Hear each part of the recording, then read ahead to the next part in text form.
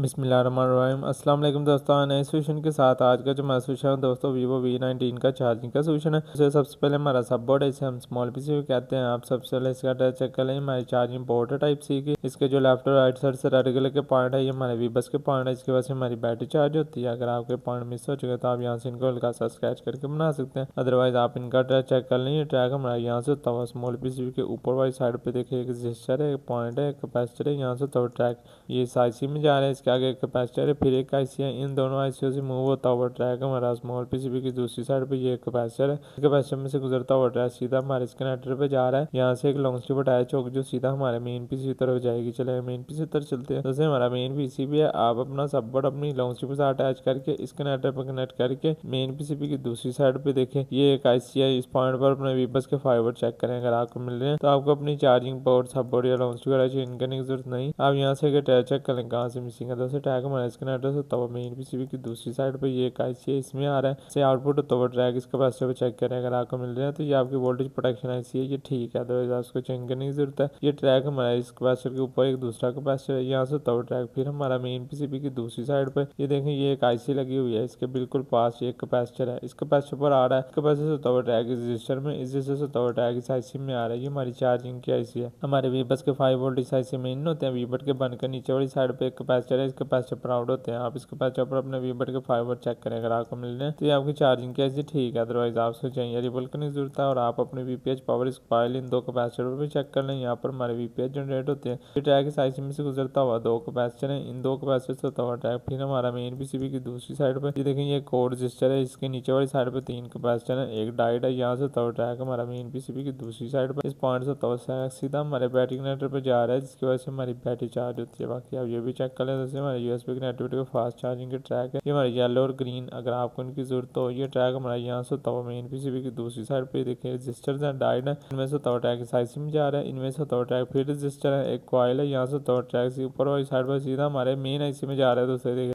बाकी इन तमाम ऐसे कंपोनेंट्स की इन्फॉर्मेशन रिपेयरिंग वर्किंग में आपको आने वाली वीडियो में बताऊंगा। इंशाल्लाह अब तक के लिए इतना। अपना बहुत सा ख्याल रखिएगा दोस्तों। अल्लाह हाफिज़।